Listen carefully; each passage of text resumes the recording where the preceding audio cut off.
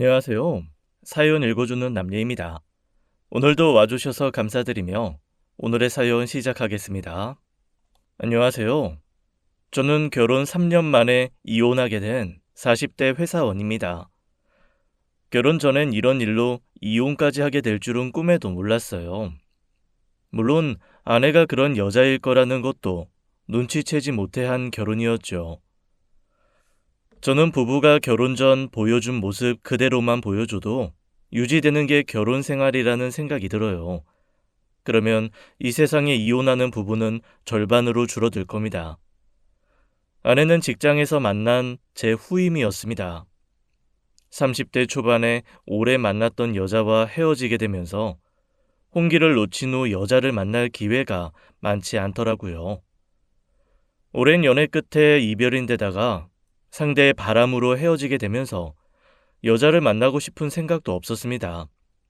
그러다 보니 한 해, 두 해 나이만 먹어갔고 30대 막바지에 이르러 갑작스레 결혼하게 된 거예요. 아내는 참 사랑스러운 여자였습니다. 나이 차이는 6살로 그렇게 어린 편은 아니었는데도 이상하게 귀여운 구석이 있더라고요. 저도 아내도 어렸을 때 아버지를 여의고 홀어머니 밑에서 자랐다는 공통점이 있었어요.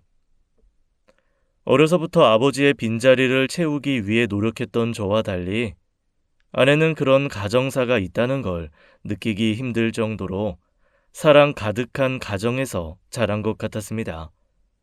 그게 참 좋더라고요. 비슷한 가정사를 가졌는데도 저와 달리 결핍이 없이 자란 것 같았거든요. 그러다 보니 아내는 장모님과 사이가 정말 좋았습니다. 밑으로 처남 하나가 있는데 어려서부터 장모님은 처남보다 아내를 우리 공주 하면서 귀하게 키운 모양이더라고요. 그래서인지 결혼 후에도 신혼집을 자주 오셨어요. 오빠, 내일 엄마 오시기로 했는데 괜찮지? 내일? 지난주에도 오셨잖아.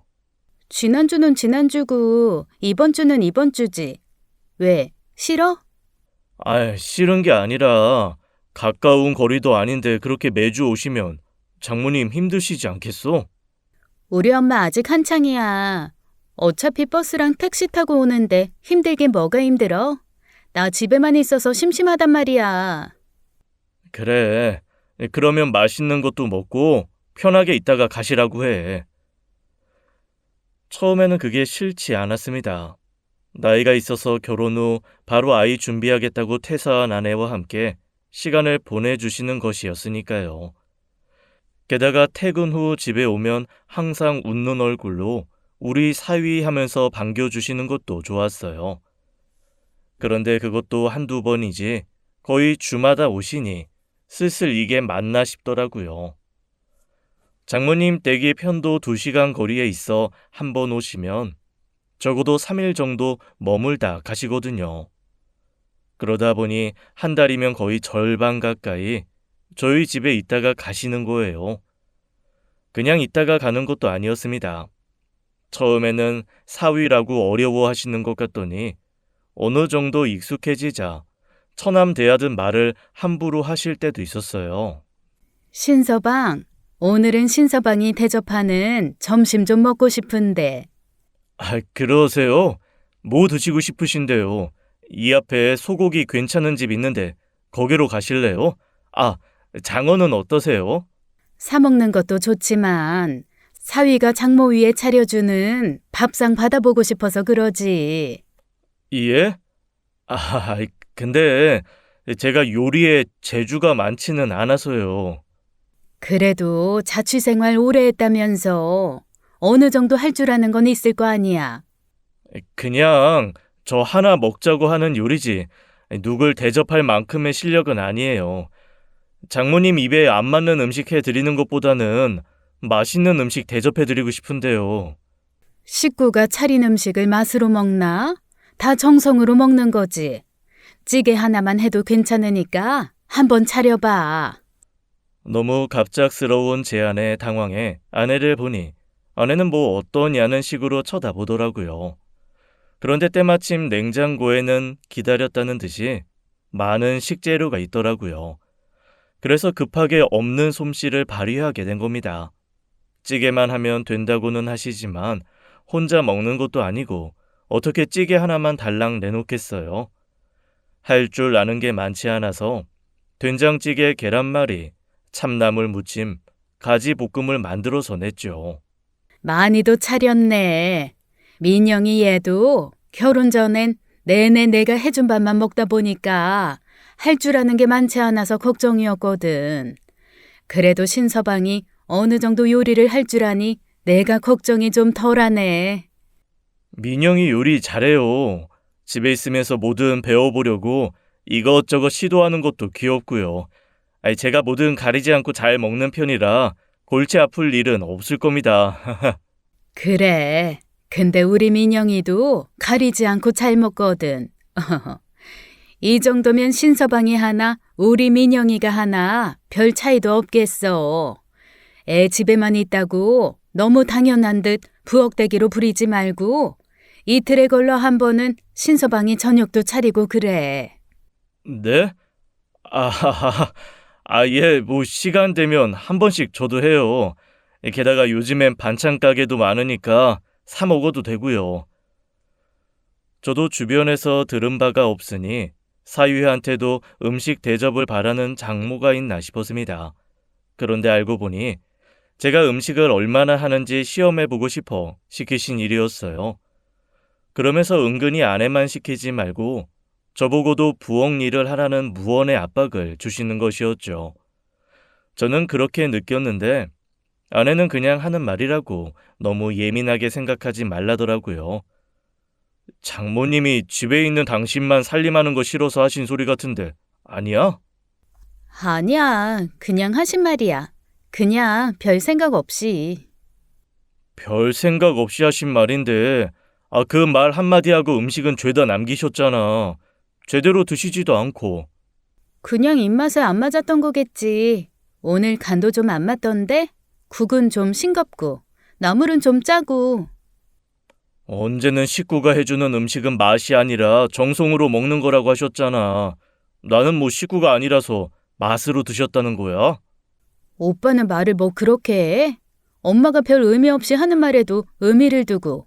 막상 먹어보니 입에 너무 안 맞아서 잘 안 드셨을 수도 있지. 남자가 좀 그렇다. 이건 남자 여자 가려서 할 말이 아니잖아. 그냥 넘어가도 될 일이었을지 모르지만 장모님의 의도가 읽히니 짚고 넘어가야겠다 싶었던 거예요. 게다가 그 이야기할 때 아내가 모르쇠 하며 아무 말 없이 앉아만 있는 것도 마음에 들지 않았습니다. 일하다가 애가 생겨 그만두겠다고 하는 거면 모를까 아이 준비를 위해 퇴사를 한다고 해서 처음엔 반대했었거든요. 그런데 아내가 집에서 쉬면서 모든 살림을 도맡아 하겠다고 해서 그러라고 한 거였어요. 맞벌이였으면 저도 당연하게 저녁도 번갈아 가며 했을 거고 청소에도 더 신경을 썼을 겁니다. 그렇다고 아내가 집에서 쉰다고 아무것도 안 하고 당연하게 받아 먹기만 하는 건 아니었어요. 일이 빨리 끝난 날에는 설거지나 빨래 정도는 제가 하기도 하고 집에 쌓인 분리수거는 제가 다 해결했고요. 그런데도 장모님 앞에서 제가 아무것도 하지 않는다는 식으로 가만히 있던 아내에게 좀 서운하기도 했던 거예요. 한번 그렇게 마음 상하는 일이 생기자 그 뒤에는 장모님 하는 말들이 다 곱게 받아들여지지가 않더라고요. 신서방 좀 늦었네. 집에서 기다리는 사람도 신경 써야지. 야근이 있어서요. 그래도 집에 기다리는 사람이 있잖아. 민영이도 잘 알아요. 프로젝트 시작되면 바빠지는 거. 그래, 알지. 신서방 바쁜 일 하는 거. 근데 집에서 기다리는 사람도 좀 생각해줘. 저는 말문이 턱 막히더라고요. 누군 늦게 퇴근하고 싶어 늦게 왔겠습니까? 그렇다고 장모님한테 뭐라고 하겠어요? 그냥 예, 알겠습니다 하고 그냥 넘겨야죠. 밥 먹고 나면 은근히 참외 좀 깎아와라, 커피 한 잔 타달라 시키는 일도 많았어요. 아내와 장모님은 거실에서 드라마 보면서 깔깔거리며 웃고 있는데 저만 무슨 객식구처럼 이것저것 해다 바치고 있으니 어느 순간부터는 이게 웬 팔자에도 없는 처가살이인가 싶어서 정신이 번쩍 들더라고요. 민영아, 장모님 언제 가신대? 어? 글쎄, 따로 그런 말은 없었는데? 장모님 와 계시는 게 싫은 건 아닌데 그래도 너무하신 거 아니야?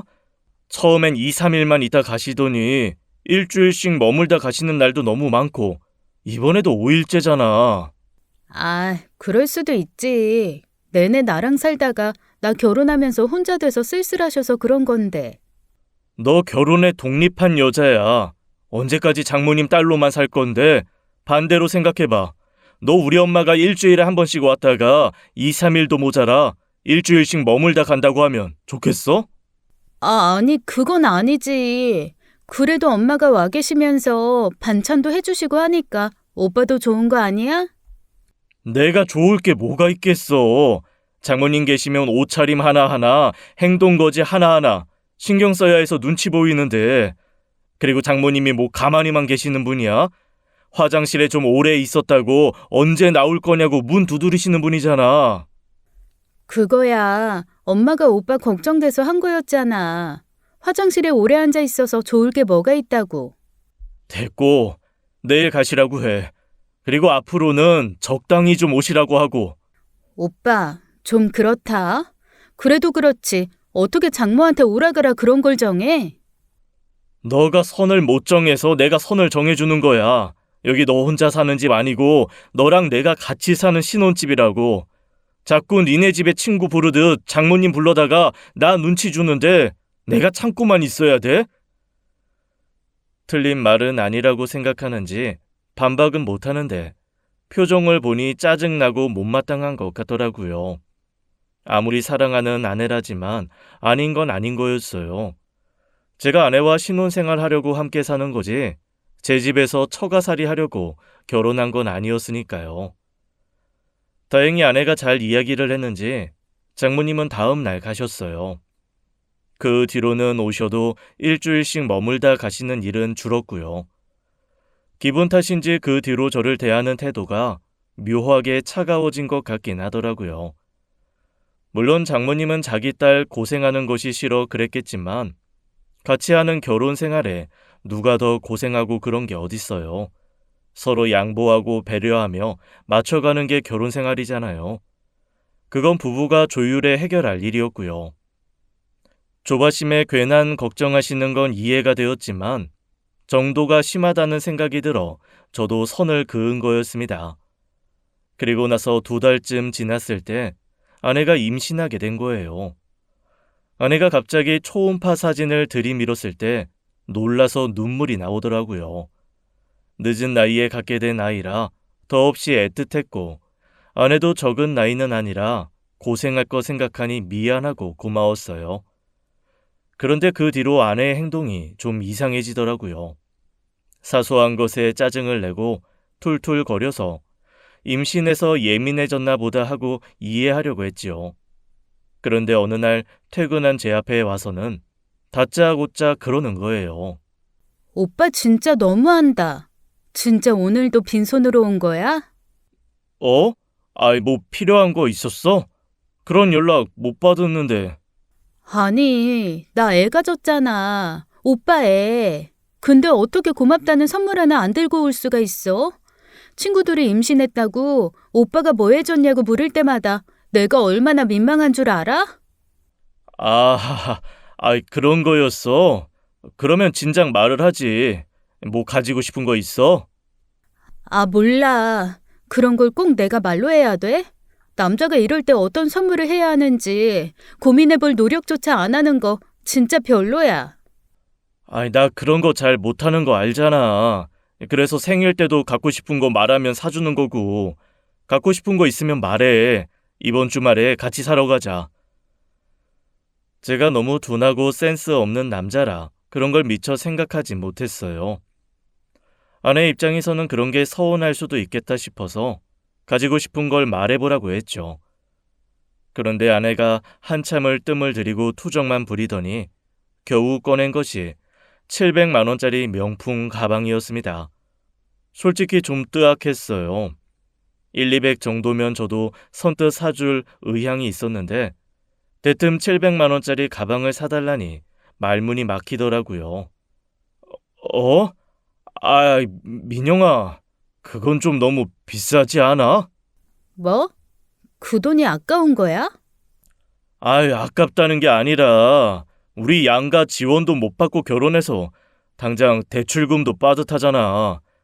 나 살던 오피스텔에서 살다가 돈 모아서 이사하자고 했을 때도 대출받아 빠듯하게 조이면서 살면 된다고 나 설득하는 것도 너고. 앞으로 아이 태어나면 돈 들 일도 많을 텐데 임신 축하 선물로 700만 원은 좀 과해. 현실적으로 저희 집 형편에 한 번에 그렇게 많은 돈을 가방 하나에 쓰는 건 말이 안 되는 거였어요. 그래도 오랜 직장 생활로 오피스텔 하나는 가지고 있었던 거였는데 신혼생활을 오피스텔에서 하고 싶지 않다는 아내 때문에 집을 매매하게 된 것이었거든요. 말이 오피스텔이지 방 2개 있는 아파트랑 전혀 차이 없는 집이었고요. 거기서부터 아내 욕심을 채워준 게 문제라면 문제였던 것 같습니다. 형편이 어떻든지 간에 남들처럼은 살고 싶어하는 아내 욕심을 채우다간 평생 빚으로만 살아야겠더라고요. 아내도 할 말은 없는지 아무 말은 안 하는데 갑자기 눈물을 뚝뚝 흘리는 게 아니겠어요? 왜 울어? 700만 원은 힘들어도 그럼 200만 원 선으로는 알아보자. 그 정도는. 됐어. 민영아. 수정이는 말 안 해도 자기 남편이 임신했다고 500만 원짜리 가방 사왔대. 오빠도 내가 말해서 알잖아. 수정이 그 기집애가 자기 시집 잘 갔다고 나 얼마나 약 올렸는지. 결혼할 때도 혼수로 가방 받았다고 얼마나 뻐겼는데. 오빠 연애할 때 뭐라 그랬어? 오빠가 그거보다 2배, 3배 더 잘해주겠다고 했잖아. 근데 이게 뭐야? 선물은커녕 200만 원짜리도 내가 구걸하듯이 받아야 돼?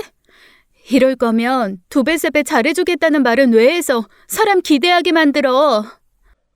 그게... 민영아.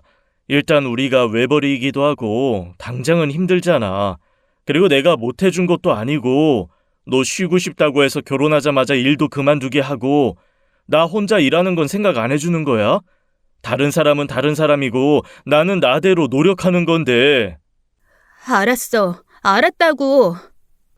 퉁명스럽게 쏘아붙이고 들어가 버리는 아내를 보니 저도 마음이 무겁더라고요. 친구들에게 상담했는데 생각보다 제 편을 드는 사람이 많진 않았습니다. 물론 700이라는 금액은 너무 과했다고 생각하는 사람은 많았지만 어지간하면 사주라고 하더라고요. 우리 와이프가 하는 말이 임신하면 평소에 서운함의 5배는 된대. 그게 자기도 이해가 안 될 정도로 살다가도 문득 그 일이 떠올라 서운하다더라. 700 그거 내가 생각해도 좀 과하긴 한데 너 나중에 두고두고 서운한 소리 들을 거 생각하면 싸게 먹히는 거야 임마. 임신으로 몸 상해가며 10달 고생하는 건 재수씨잖아. 나도 가방 하나로 그 고생 대신 퉁치겠다는 생각으로 사줬더니 내 마음도 편하고 와이프도 좋아하고 결국 해피엔딩이더라고. 여자들의 세계는 남자들이 머리로 이해하면 안 되는 거라고 하더라고요. 그래서 그 다음날 바로 반차 쓰고 일찍 퇴근해 백화점에서 아내가 원하던 가방을 사갔죠. 명품이라는 게 운이 안 좋으면 대기도 해야 한다는데 운 좋게도 아내가 원하는 가방을 금방 구할 수 있어 그 불편한 냉전 생활을 금방 끝낼 수 있었습니다. 아내는 가방을 들고 들어오는 저를 보더니 얼굴에 화색이 돌더라고요. 오빠, 그게 뭐야?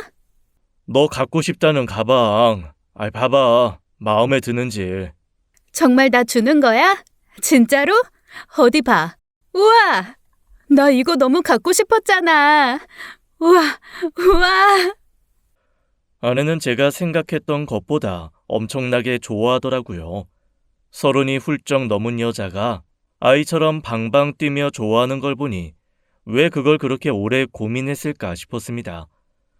비록 그런 선물을 자주 할 수 있는 능력은 못 되지만 살면서 한 번씩은 그렇게 기뻐하는 모습을 보고 싶다는 생각이 들었어요. 장모님도 아내 가방을 보더니 잘했다고 칭찬해 주시며 좋아하시더라고요. 그런데 넌지시 장모님께서도 바라시는 것처럼 말씀하시는 거예요. 참 우리 민영이가 지 서방은 잘 만났지. 모델이 좋으니 가방이 더 산다 살아. 애 낳으면 우리 신서방 장모한테도 하나 사주려나? 일부러 모른 채 하고 웃으며 넘겼는데 갑자기 가방 사달라는 이야기 같아 좀 부담스러웠습니다. 그 뒤로는 솔직히 좀 힘든 생활을 해야 했습니다. 아내가 몸이 좀 약한 편이라 병원에서도 임신 초기에는 절대 안정을 권하더라고요. 그래서 아무것도 하지 않고 있는 날이 많다 보니 외벌이의 집안일까지 좀 힘들었습니다. 임신한 아내 챙겨주신다고 장모님도 자주 와 계셨는데 장모님이 와 계신다고 해서 제 일이 줄어드는 건 아니었어요. 오히려 산더미처럼 쌓인 집안일에 장모님 잔소리까지 덤이었죠. 그래서 아내 나이에 앞으로 임신이 2번 있을 일은 아닌 것 같고 아이 계획은 하나로 끝내자고 이야기를 마친 터라 평생에 1번 있을 일이니 제가 맞춰주자 했던 거예요. 그러다 임신 7개월쯤 되었을 때 일입니다. 아내가 문득 하와이 신혼여행에서 먹었던 아사이볼이 먹고 싶다고 하더라고요. 아사이볼은 아사이베리라는 과일을 갈아서 만든 스무디에 과일이나 견과류 같은 것들을 곁들여 먹는 음식이에요. 쉽게 말해 스무디 같은 건데 하와이에서 아내가 정말 맛있게 먹긴 했었습니다.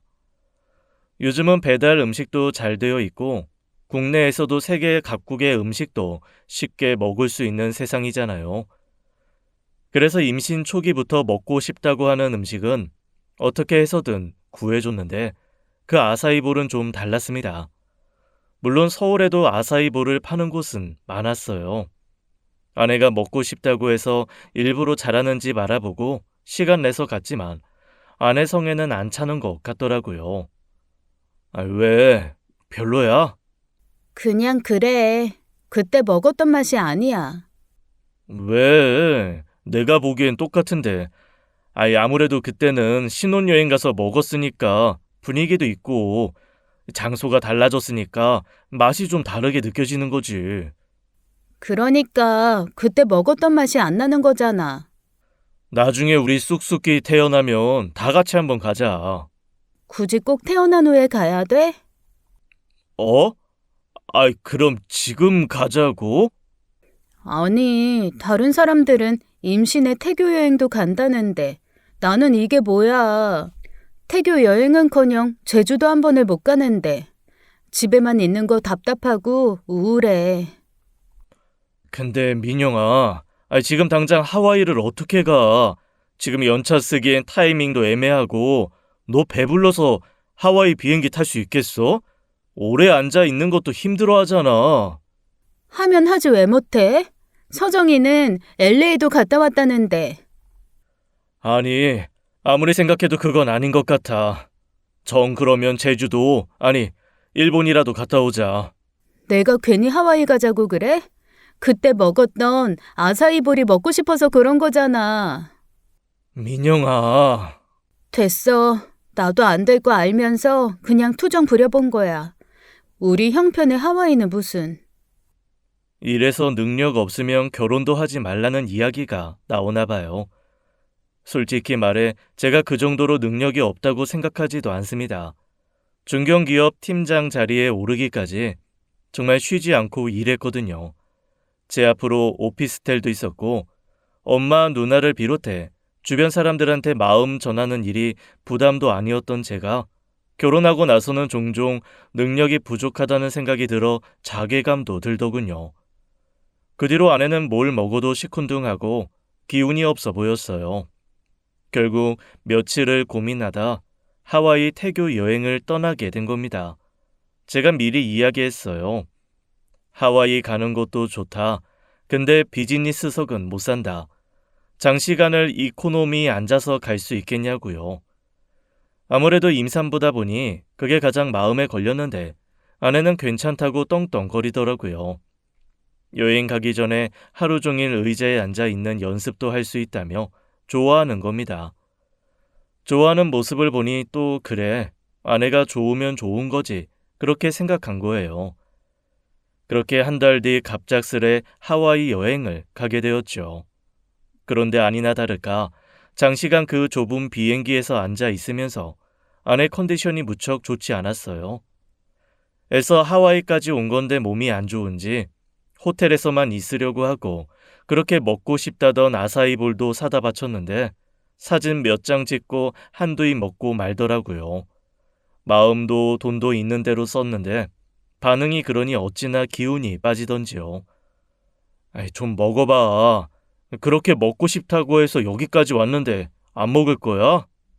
나도 먹고 싶은데 쑥쑥이가 싫다는데 어떡해. 그러면 계속 호텔에만 있을 거야? 아니, 나가서 좀 걷든지. 몸 무거워서 싫어. 몸이 축축 처져서 그냥 누워있고 싶어. 힘들어.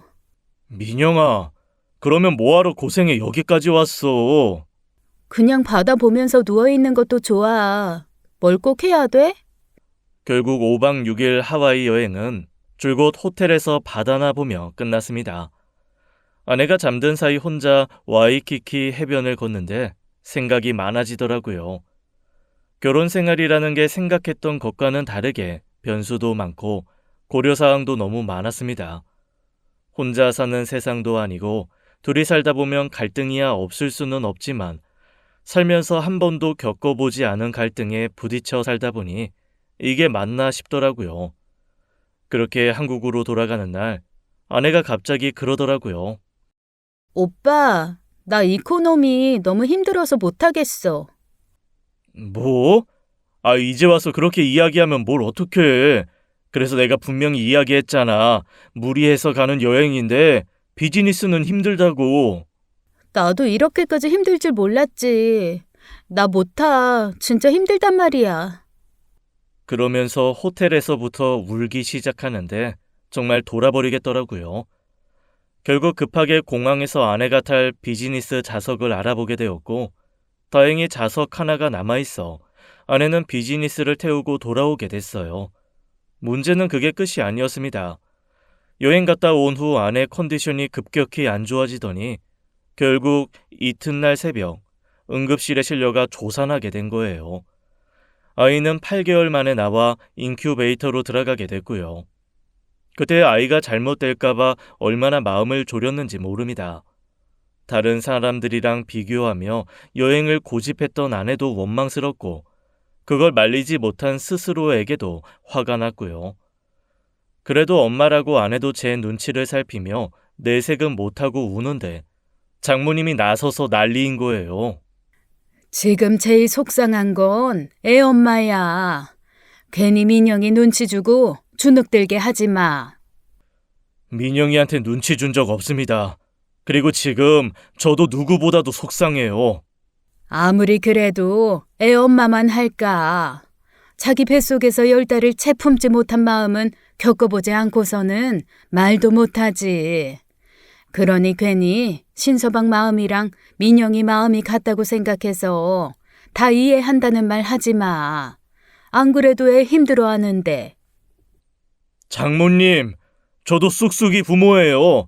제가 안 품었다고 그 마음 모르겠습니까?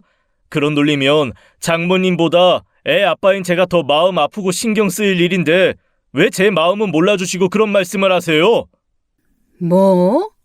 내가 자네 장모로서 한 소리 하는 건데 내가 지금 못할 소리라도 했다는 거야? 저도 애 잘못될까봐 일도 제대로 못하고 있어요. 안 그래도 속상한데 힘이 되는 말은 못해주실 망정 이 순간에도 민영이 너무하다고 생각하지 않으십니까? 반대로 제 어머니가 오셔서 민영이 탓했다고 생각해보세요. 기분 좋으시겠어요? 뭐야? 사부인이 왜 우리 민영이 탓을 해? 민영이가 뭘 잘못했다고? 물론 저희 어머니께서는 그렇게 생각하셔도 장모님처럼 대놓고 이야기하시진 않으시겠죠. 솔직히요, 그 여행 민영이가 고집 부리지만 않았어도 이렇게 될 일 아니었어요. 말리지 못한 저도 저지만 민영이도 허영심에 경솔한 거 맞잖아요. 그게 어떻게 민영이 탓이야? 자네가 처음부터 민영이 편하라고 1등석 끊어서 여행시켜줬으면 될 일이지. 신서방, 사람 그렇게 안 봤는데 무지 이기적이네. 자기가 서방 노릇 제대로 못해서 벌어진 일인데 그걸 민영이 탓을 한다고? 내 딸이 대체 뭘 잘못해서 팔싹둥이를 낳았는데. 장모님은 병원 복도에서 미친 듯이 소리를 질렀습니다. 자기 딸이 뭘 잘못해서 이 고생을 하고 살아야 하느냐며 모든 일을 제 탓으로 돌리더라고요. 화가 얼마나 났는지 간호사들도 달려와 뜯어 말릴 정도였죠. 저도 할 말이야 많았지만 장모님 상대로 목소리를 높이는 건 의미 없다 생각해 자리를 피해버렸어요. 다행히 아이는 인큐베이터에서 건강하게 자라 태어나게 되었습니다. 그러는 동안 저도 아내도 마음고생을 무척 많이 했죠. 어찌됐든 애가 무사히 퇴원했으니 누굴 탓하기보다는 앞으로 아들 부모로서 더 잘 살자 그렇게 다짐했고요. 하지만 장모님이 아내 산후조리를 도와주시고 애를 봐주시면서 그것도 쉽지 않았습니다. 애 낳기 전에는 한 번씩 와서 시간을 보내다 가셨는데 아예 저희 집에 상주하시게 된 거예요. 병원에서 있었던 일 이후로는 사이도 안 좋아져서 불편해 죽겠는데 아내와 아이 때문에 참아야 했죠. 도저히 안 되겠다 싶어 아내에게 차라리 도우미를 부르자고 하기도 했어요. 그냥 장모님 보내고 도우미 부르자. 뭐하러? 엄마가 다 해주시는데. 난 엄마가 있어서 편하지. 남이랑 있는 거 싫어. 너무 눈치 주시잖아. 당신은 모르겠지만 나는 일하다 들어와 애 좀 보고 싶은데 이러면 안 된다, 저러면 안 된다 말씀 많으시고 괜히 트집 잡는 것 같아서 불편해. 엄마가 괜히 그래? 다 우리 정훈이 생각해서 그러는 건데. 나 위해서도 그렇고 정훈이 위해서도 그렇고 남의 손에 맡기는 것보다 우리 엄마가 낫지. 나야말로 그렇게 불편한 사람 들여서 헛돈 쓰고 싶지 않아. 저도 그 말에 반박할 수 없었던 게 결국 그 도움이 필요한 건 아내와 아이잖아요. 저 하나 불편한 거 참으면 아내에게도 아들에게도 좋다 싶어 어쩔 수 없이 참은 거였습니다. 처음 인큐베이터에 들어갔을 때만 해도 어떻게 저게 사람일까 싶을 정도로 말도 못하게 작았어요. 그런 그 인형 같던 애가 아기다운 형태를 가지니 더 귀엽고 사랑스럽더라고요. 장모님 눈치에도 참을 수 있었던 건 내 자식 때문이었죠. 그런데 어느 날부터 장모님께서 은근슬쩍 그러시는 거예요. 이렇게 예쁜 아들 나온 건 내 덕도 있는데 어째 그 공 하나 챙겨주는 사위가 없네. 네? 아니 그렇지 않아? 내가 민영이 같이 예쁜 딸 낳아서 자네랑 결혼시켰으니 자네도 이렇게 예쁜 손자 얻을 수 있었던 건데 어째 나한테 고마워하는 기색도 없고. 감사하죠. 조리원에서부터 지금까지 산후조리며 육아며 여러 가지로 신경 써주시는 거 많은 거 압니다. 그래서 민영이한테도 어머님 용돈 잘 챙겨드리라 말씀드렸고요. 그건 그거고 마음이 없잖아 마음이. 사위가 장모에 대한 감사한 마음을 담아서 표현하는 게 있어야지. 남들이 보면 흉봐. 장모 불러다 부려먹기는 오질나게 부려먹으면서 대접 제대로 안 해준다고. 아내가 장모님 산후조리 비용으로 주시는 돈이 보통 도우미보다는 더 되는 걸로 알고 있습니다. 거기까지 이래라 저래라 하고 싶지 않아 모른 척했던 건데 돈은 돈대로 다 받으시고 마음을 바라시니 솔직히 저도 불편하더라고요. 평소에 저를 위해 뭐라도 해주시려고 하신 분이었으면 저도 흔쾌히 했을지도 모르죠. 하지만 늘 자기 딸이 조금이라도 손해보고 살까 전전긍긍하며 구박 아닌 구박하신 터라 그러고 싶지 않았던 겁니다. 그래서 장모님이 뭐라건 무슨 소리 하시냐는 듯 시치미를 딱 뗐어요. 그러던 어느 날이었습니다. 장모님께서 못 보던 명품 가방을 가지고 오신 거예요. 처가 형편 빤히 알던 저로서는 의아했지만 그동안 조리비용으로 들인 돈을 모아 사셨겠거니 했지요. 그래서 아내에게 물었더니 아내가 그러는 거예요. 장모님 가방 비싼 거 사셨던데? 아, 봤어? 안 그래도 챙겨드려야지 했는데 백화점 갔다가 마음에 드신다고 하는 게 있어서 해드렸어. 해드리다니. 아이, 당신이 샀단 말이야? 무슨 돈이 있어서? 카드로 샀지. 뭐 잘못됐어? 아니 여보, 결국 당신 카드값 내는 것도 난데 그 큰 돈을 쓰면서 나한테 상의도 안 했다는 거야? 오빠, 좀 서운하네. 내가 안 챙겨도 오빠가 챙겼어야 하는 거 아니야? 결국 우리 정훈이 위해서 고생하시는 건 우리 엄마잖아. 그래서 돈 들이잖아. 일반 도우미 부르는 것보다 훨씬 더 많은 돈 들이고 있고. 그리고 민영아, 너 편하고 그래도 할머니가 봐주시는 게 낫다 싶어 나도 그냥 참고 있었던 건데 어머님 그렇게 돈 받아 가시는 만큼 한다고 생각해? 연세 있으셔서 밤에는 못 보시겠다고 애 안방에 넣어놓고 잘만 자시잖아. 너는 엄마라 편할지 몰라도 나는 어머니 모셔서 뭐 얼마나 편한지 모르겠어. 집안일은 집안일대로 거들어야 하고 눈치는 눈치대로 봐야 하는데 거기다 명품 가방? 이건 아니지. 그런 식으로 말하지 마. 오빠가 몰라서 그렇지. 엄마가 우리 정훈이 얼마나 잘 봐주시는데. 그리고 엄마 말 틀린 거 없잖아. 오빠가 나 아니었으면 무슨 수로 이렇게 예쁜 아들 만날 수 있었겠어? 다 엄마가 나 낳아주고 예쁘게 키워줬으니 가능한 일 아니야? 뭐? 그러면 나는 뭐 땅에서 솟아 태어났냐? 그렇게 따지면 너도 마찬가지 아니야? 나 아니었으면 그렇게 예쁜 자식 얻을 수 있었겠어? 말이 왜 그렇게 돼? 됐다. 진짜 말을 말자. 말을 말아. 말 그런 식으로 하지 마. 말로는 도저히 안 되겠다 싶어 그 주 주말 저는 백화점에 가서 어머니 드릴 가방을 샀어요. 솔직히 아내한테 역지사지를 해보라는 마음으로 한 행동이었지만 아내한테도 장모님한테도 가방 해드렸는데 저희 어머니는 뭔가 싶어 씁쓸해 산 것이었습니다. 집에 가방을 가지고 들어가니 아내가 반색하며 기뻐하는 거예요. 어머, 오빠, 그게 뭐야? 역시 나한테 미안했구나. 이런 식으로 반성하려고 하다니 센스가 좀 늘었는걸? 네 거 아니야.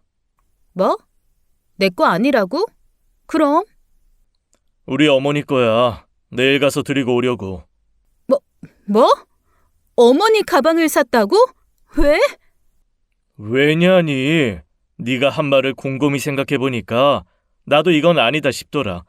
우리 어머니도 건강하게 잘 낳아서 아버지도 없이 잘 키워주신 덕분에 내가 좋은 대학 나와 좋은 직장도 들어갔고 이렇게 한 가정의 가장으로서 살 수 있게 해주셨잖아.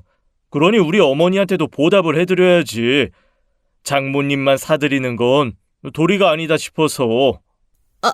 아니 그래도 신서방, 자네는 좀 생각이 짧은 게 문제네. 네? 그 손에 흙 묻혀가며 사는 시골 사는 노인이 그런 고급 가방이 뭐가 필요하다고 그 돈을 써? 그런 가방 들어봤자 누가 백화점에서 산 진짠 줄 알기라도 할 것 같아? 그리고 괜히 시골 양반한테 이런 물건 쥐어주면 돈 좀 있는 줄 알고 나쁜 사람만 꼬인다고. 듣자 하니 기분이 너무 나쁘더라고요. 당신은 도시에 사는 사람이라 그런 비싼 가방은 당연하고 저희 어머니는 시골 분이시라 필요 없다는 거잖아요. 정작 아들 잘 키워 이렇게 살게 해주신 건 저희 어머니인데 결국 제가 제대로 챙겨드리지 못하니 다른 사람도 쉽게 보는 것 같아 너무 화가 났습니다. 그런 식으로 말씀하시지 마세요. 흙 묻히고 사는 시골 노인이라고요? 그래도 장모님께 사돈 되시는 분이신데 왜 그렇게 말씀을 함부로 하세요? 뭐? 나는 사돈 생각해서 하는 말이지. 그게 어떻게 생각해서 드리는 말씀이에요? 다른 사람들한테도 그렇게 말씀하실 수 있겠어요? 제가 고생하시는 저희 어머니한테 뭘 어떻게 해드리든 그건 제 자유니까 나서서 그런 말씀 안 하셨으면 좋겠습니다. 하이 참나. 딱 거기까지가 제가 보여드릴 수 있는 예의였어요.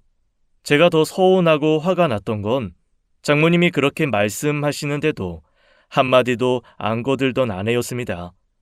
아무리 둘 사이가 돈독하고 본인 엄마라 소중하다지만 아닌 건 아닌 거잖아요. 그런데 그 일로 장모님 무안하게 했다고 저한테 서운하다는데 솔직히 이건 아니지 싶었죠. 저도 저대로 서운해 아내와 사이도 소원해졌어요. 그러던 어느 날 시골에 계신 어머니로부터 연락이 온 겁니다. 규환아, 새아가랑 애기는 좀 괜찮아? 네, 엄마. 지금은 보통 애기들처럼 건강하게 잘 자라고 있어요. 민영이도 조리 잘해서 몸도 많이 좋아졌고요. 아유, 그래 다행이다. 엄마가 절에 가서 기도도 많이 하고 그랬어. 너네 괜찮으면 이번 주말에 가서 정훈이 좀 보고 싶은데 괜찮겠어? 당연히 되죠. 안 그래도 한번 모시려고 날짜 보고 있던 중이었어요. 그래. 그러면 엄마가 토요일에 버스 타고 연락할게. 아기가 인큐베이터 생활을 하다 보니 더욱 조심스러워 어머니를 너무 늦게 모시게 되었어요. 어머니께서도 그 전엔 애 보고 싶다는 말씀 한 번 안 하시고 그저 며느리와 아이 건강 걱정만 하시다가 6개월 만에 오고 싶다고 말씀하신 것이었죠. 그래서 아내에게도 주말에 어머니가 오신다고 했더니 난색을 하는 거예요. 어머니가? 갑자기 왜? 왜는? 손주 보고 싶어서 오시는 거지. 아이, 근데 엄마도 있는데 어머니까지? 장모님은 계시는데 우리 어머니는 오시면 안 된다는 거야? 아니 그게 아니라 괜히 그냥 사돈지간이라 불편하실까 싶어서 그렇지. 정 마음이 쓰이면 주말에는 장모님 집에 가시라고 하든지 장모님도 모처럼 휴식이라 좋아하실 것 같은데. 딱 봐도 저희 어머니 방문이 내키지 않는데 대놓고 반대는 못하는 그런 표정이었습니다. 아내의 의견이 어쨌거나 장모님이 상주하고 있는 상황에 저희 어머니를 못 오게 할 생각은 없었어요. 결혼 후 저희 집에 오신 건 딱 한 번이었고 그마저도 더위 불편하다고 하룻밤만 겨우 주무시고 갔었죠. 그렇게 주말이 되자 어머니께서 오셨고 어머니께서는 시골에서 농사 지은 채소를 가지고 오셨더라고요. 상추, 가지, 애호박, 고추. 손수 다 농사 지어 저희 생각해 해오신 건데 장모님이 웃으며 그러시더군요. 아휴, 사돈은 뭘 무겁게 이걸 바리바리 싸들고 오셨어요. 마트에 가면 다 파는 건데.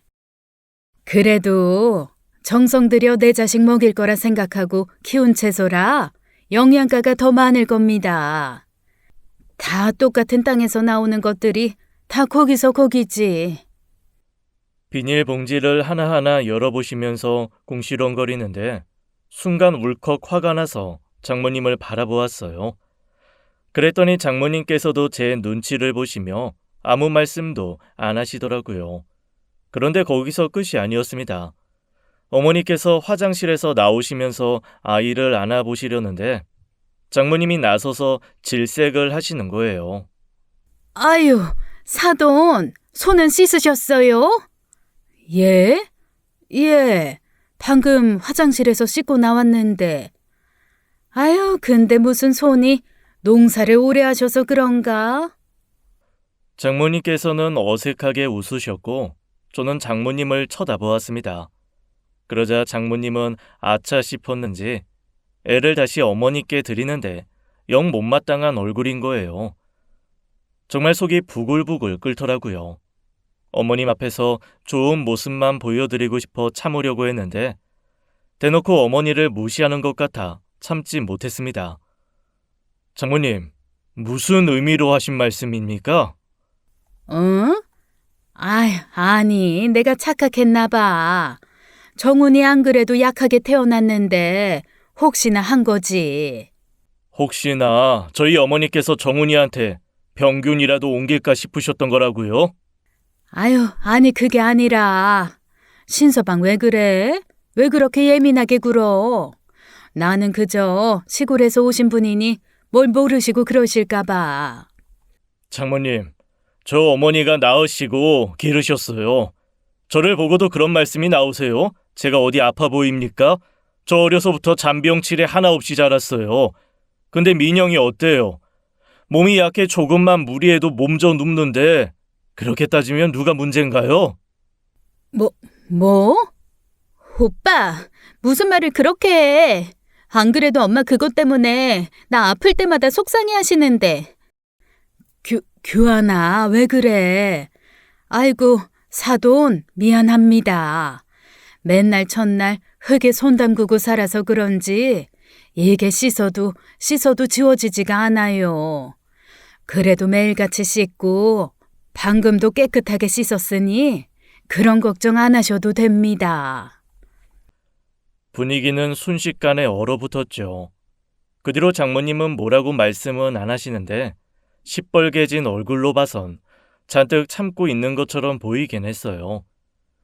어머니께서는 원래 하룻밤만 머물다 가시려고 했는데 제가 모처럼이니 이틀 주무시고 가시라 부탁드렸습니다. 그래서 주말 꽉 채워 놀다 가시고 이틀날인 월요일에 가시기로 한 거예요. 엄마 점심 맛있는 것 좀 사드려. 아무리 불편해도 시어머니고 오랜만에 오셨는데 신경 좀 써드리자, 어? 뭐 내가 신경 안 쓰는 것처럼 주말 내내 잘해드렸잖아. 그러니까 마지막까지 좀 신경 써달라고, 어? 부탁할게, 민영아. 그리고 카드 줄 테니까 엄마 드시고 싶다는 걸로 해드려. 알았지? 저는 아내에게 카드까지 맡기면서 출근했습니다. 어머니께서 웃으며 배웅을 해주시는데 마음이 너무 안 좋더라고요. 손주 본다고 저렇게 좋아하시는데 아들이라고 너무 신경 못 써드린 것 같아 죄송하기도 했고요. 그날 저녁 오는 길에 어머니께 연락했더니 양식집에서 파스타 드셨다고 너무 맛있었다고 좋아하시더라고요. 내심 웬 파스타 싶었는데 태어나 한 번도 못 드셔본 거 드셨다고 좋아하시는데 진심 같아 저도 뿌듯했습니다. 저한테 카드 내역이 안 와서 아내에게 물었더니 장모님께서 대접해 드리겠다고 점심을 사셨다는 거예요. 솔직히 의외라는 생각도 들고 내심 감사한 마음도 있어 감사하다는 인사도 드렸죠. 그리고 며칠 후였어요. 여동생한테 연락이 왔는데 좀 서운하다고 하는 겁니다. 갑자기 안 하던 전화까지 해서 무슨 말인데? 아니, 새언니 좀 너무하잖아. 엄마가 자주 가시는 것도 아닌데 모처럼 오신 분한테 애들이나 먹을 거 사주시는 건 좀 그렇지 않아? 그게 무슨 말이야?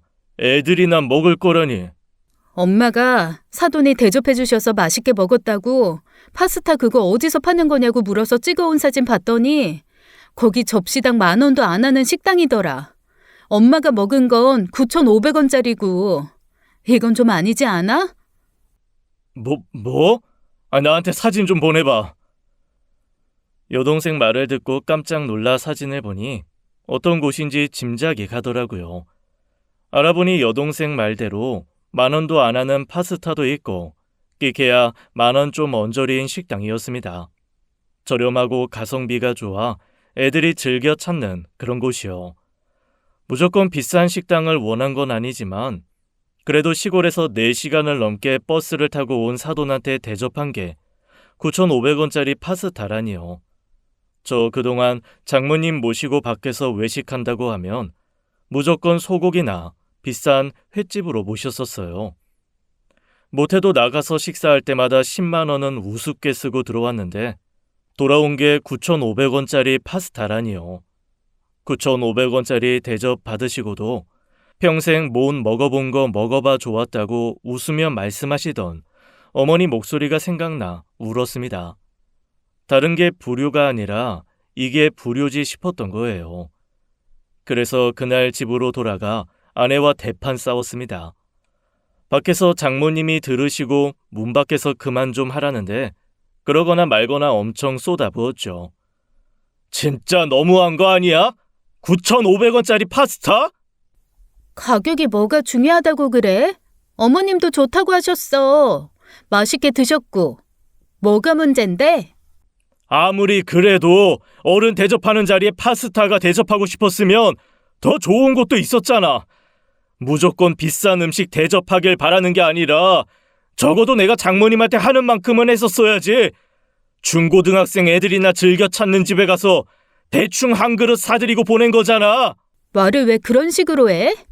그럼 이 상황에서 내가 뭘 어떻게 해야 하는데? 너는 항상 그렇더라. 말문이 막히면 내가 말을 이상하게 한다고 몰아가기나 하고. 내 말이 틀렸어? 틀렸냐고? 나는 엄마가 거기 가자고 하니까. 장모님이 그렇게 말씀하셔도 너는 정신 똑바로 차리고 그건 아니다. 어머님 더 좋은 데로 모시자. 그랬어야 할 거 아니야. 그만 좀 해. 내가 가자고 한 건데 왜 그래? 넌 대체 뭐가 문제야?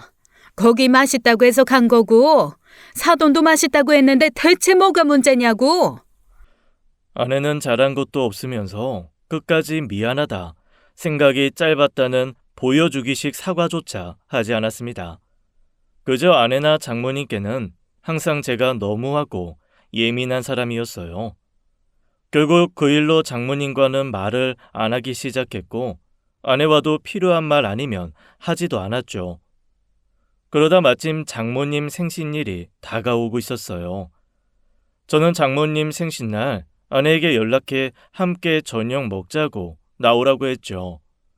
아내는 그걸 또 화해의 시그널이라 생각했는지 애를 챙겨 장모님과 함께 나왔더라고요.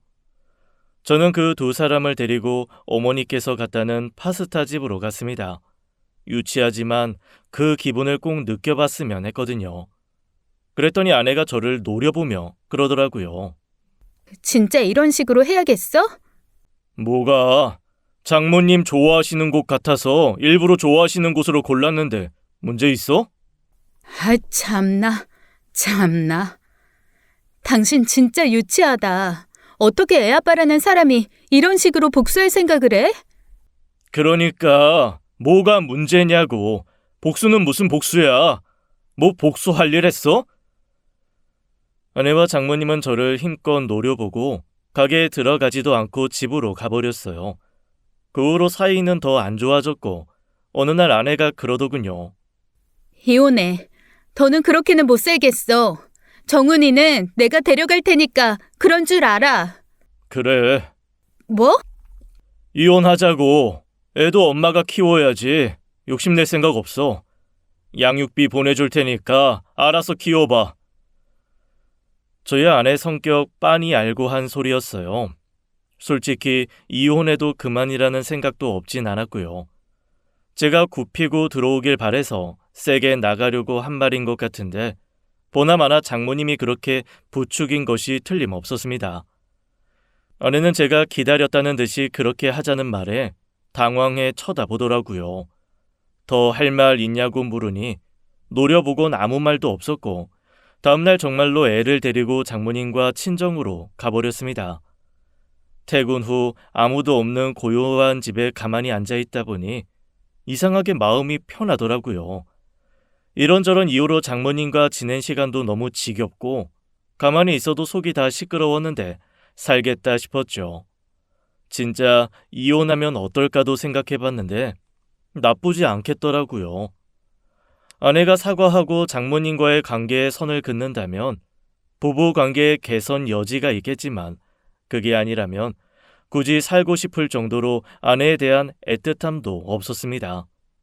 그렇게 일주일 동안 아내에게 연락하지도 않았고 아내 쪽에서도 연락이 오지 않았어요. 그랬더니 이번엔 장모님한테 연락이 오는 겁니다. 진짜 신서방 너무하네. 애가 그렇게 화가 나서 나가버렸으면 어떻게든 달래볼 생각을 해야지. 나이도 더 많으면서 어떻게 똑같이 하려고 들어? 나이 차이가 있다고 민영이가 애입니까? 애 낳은 30대 중반의 다 큰 성인인데 뭘 달래주고 업접니까? 그렇게 따지면 저보다 훨씬 더 많이 산 장모님께서 이건 아니다, 달래서 보내셔야죠. 어떻게 장모가 말하는데 따박따박 한마디를 안 지고. 아유, 정말 민영이 저건 어떻게 살았는지 몰라. 저도 이 결혼 생활에 장모님이 불옥처럼 딸려올 줄 알았으면 안 했을 겁니다. 부록? 딸려와? 부모와 정신적인 독립이 안 돼 사사건건 엄마 불러 해결하고 의존하려는 거 애초에 알았으면 시작도 안 할 관계였고요. 저희 이렇게 된 거 장모님 탓이 더 커요. 장모님만 아니었어도 우리가 이렇게 됐겠습니까? 장모님 욕심에 이 핑계 저 핑계 들먹이며 들어오지만 않으셨어도 민영이 이혼할 일, 정훈이 아빠 없이 자랄 일은 없었다고요. 너 이 자식이 어디 감히 내 앞에서? 저는 그러고 바로 전화를 끊어버렸어요. 그쯤 되니 제가 관계 개선하겠다고 한 말이었겠습니까? 이판사판 이미 끝난 관계니 하고 싶은 말 다 쏟아낸 것이죠. 그랬더니 며칠 후엔 아내한테 연락 왔더라고요. 슬그머니 저를 떠보듯 하는 말에 있는 정도 다 털렸죠. 이제 좀 반성했어? 뭐? 당신 반성했다고 하면 나 들어가고 정훈이도 보고 싶을 텐데. 웃기는 소리 하지 말고 이혼 서류 작성해서 보내. 무슨 소리야? 부부가 싸운다고 다 이혼해? 이혼 소리 나왔다고 다 이혼하냐고. 오빠 그렇게 나 이겨먹어야겠어? 적당히 좀 져주면 좋잖아. 내가 언제까지 너한테 져줘야 하냐? 대체 언제까지 대릴 사위처럼 내 집에서 눈치 보고 장모님 모시고 살아야 하는데 나는 할 만큼 해서 미련도 없다 민영아. 내 자식도 아쉽지 않을 만큼 너한테 너무 질려서 더는 얼굴 보고 살 자신이 없어. 그러니까 더 못 볼 꼴 보기 전에 여기서 정리하자. 오빠! 그렇게 저는 이혼 준비를 시작했습니다. 혹시 모를 일을 대비해 변호사도 알아보고 재산 분할이며 양육비 문제 같은 걸 정리하기 시작했죠. 아내는 그 뒤로도 시도 때도 없이 연락해왔지만 받지 않았어요. 그제야 심각성을 느낀 아내가 애를 데리고 들어왔지만 저는 아내를 보고도 어떤 감정도 들지 않더라고요. 사람이 이렇게까지 감정이 차게 식을 수 있구나. 이래서 이혼들을 하는구나 싶었죠. 오빠, 미안해. 내가 잘못했어. 엄마도 미안하대. 그 말을 좀 일찍 해주지 그랬어. 솔직히 지금은 그게 진심인지도 모르겠지만. 아니야. 오빠 진짜야. 내가 미안해. 잘못했어. 민영아, 솔직히 말하면 나 너한테 마음 떴어. 예전엔 네가 이렇게 내 앞에서 울면 안절부절 못하고 뭐든지 해주고 싶고 그냥 나도 져주고 싶은 마음이 컸는데 이제 그런 생각 안 들어. 그냥 너 우는 것만 보면 짜증이 나. 오빠, 미안해. 미안해 진짜. 내가 잘할게. 이런 마음으로는 너랑 산다고 해서 뭐가 달라질 것 같지도 않아. 이렇게 살아봤자 애 때문에 사는 거밖에 더 되겠어? 그렇다고 너 장모님 안 보고 살 수 있어? 어떻게 그래? 제발 오빠. 아내는 제 팔을 붙들고 엉엉 울었습니다. 제발 이혼만은 하지 말아달라고 빌더라고요. 저는 그래서 아내에게 넌지시 제안했어요. 받아들일 거라는 기대도 하지 않았지만 예상대로 펄쩍 뛰더군요. 그럼 합가해. 나 어머니 모시고 와서 살 거야. 너 우리 엄마랑 같이 살 수 있어? 오빠, 아무리 그래도 그건 좀 아니잖아. 참나, 이 와중에도 너는. 어차피 저희 어머니는 서울로 오시라고 해도 절대 안 오실 겁니다. 그냥 아내에게 한 번의 기회는 줘보고 싶었어요. 하지만 아내는 끝끝내 모시고 살겠다는 말도 장모님과 거리를 두겠다는 말도 하지 않더라고요. 결국 이혼은 절대 못하겠다는 아내를 상대로 소송을 진행했고 이혼하게 된 거예요. 혼인 기간이 짧고 기여도가 크게 인정되지 않다 보니 재산 분할도 없었죠. 왜 사람들이 이혼 소식을 전하며 성격 차이라고 뭉뚱그려 말하는지 알 것 같았습니다. 이혼 사유를 묻는 사람들에게 뭐라고 이야기하겠어요.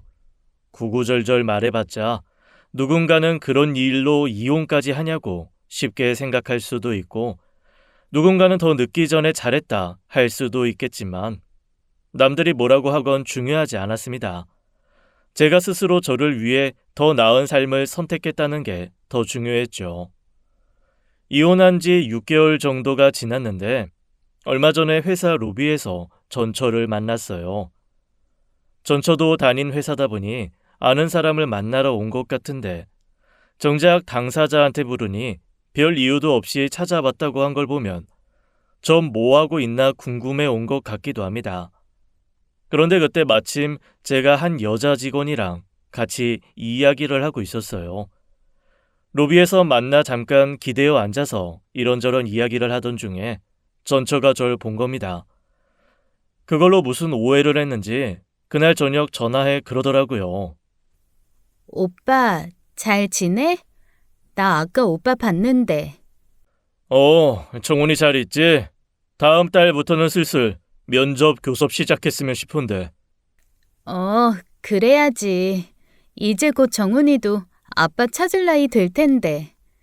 근데 오빠, 양육비 좀 더 주면 안 돼? 오빠가 보내주는 거 너무 적은데. 법정 양육비 지켜서 보내는 거야. 정훈이 아직 어린데 돈이 뭐 얼마나 든다고. 그치만 나도 살아야 하잖아. 정훈이 키우고 일도 못하는데 어떻게 그 돈으로 살아? 그럼 정훈이를 나한테 보내고 너가 일해서 양육비 보내. 어? 그러면 되잖아. 뭐가 문제야? 양육비도 보내기 싫으면 그냥 보내고 친권을 포기하든지. 오빠, 뭘 그렇게까지 얘기해? 나 너랑 이혼했어. 이혼한 마당에 전처 생활비까지 내가 책임져야 한다는 거야? 정훈이는 내 새끼니까 책임지는 게 당연하니까 보내는 거야. 오빠 여자 생겼구나. 그래서 나한테 이렇게 칼같이 구는 거지? 아까 회사 로비에서 같이 있던 그 여자, 영업 3팀의 애라던데 그 여자랑 잘 되고 있는 거야? 우리 이혼한 지 고작 반년밖에 안 됐는데? 너랑 상관없는 이야기지만 괜한 오해로 다른 사람 곤란하게 하지 마. 그럼 왜 이렇게까지 해? 왜 나를 이렇게까지 밀어내는 거냐고. 우리 다시 시작할 수도 있는 거잖아. 정훈이 생각하면 그럴 여지도 생각해둬야 하는 거 아니야? 오빠, 내가 잘할게. 나 진짜 반성 많이 했어. 이제 엄마도 조금만 부르고 어머님 오시면 소고기 대접해드리고 할게. 끊자. 정훈이 일 아니면 따로 연락하는 일 없었으면 좋겠다. 이만하면 알아들었을 걸로 알게. 오빠! 뭐든 결국 시간이 해결해줄 문제겠죠. 결국 전처도 제풀에 지쳐 포기할 거예요. 어쩌면 애를 키우게 될지도 모를 때를 대비해 준비를 좀 해두려고 합니다. 아내 성격에 결국 장모님한테 애를 떠맡길 확률도 크고 장모님께서도 결국엔 두 손 두 발 들겠죠. 산에 어린이집도 있으니 미리 대기를 넣어놓으면 될 것 같아요. 어떻게든 되겠지만 아내 못지않게 잘 키울 수 있는 자신도 있고요. 적어도 장모님이나 아내 밑에서 그릇된 가치관이나 인성을 가지고 자라진 않겠죠. 생각하면 생각할수록 씁쓸한 결혼 생각에 술 한잔 생각나는 밤이네요. 지금까지 사연 읽어주는 남녀였습니다. 끝까지 함께 해주신 여러분 감사드리며 저희는 다음 사연으로 돌아올게요. 감사합니다.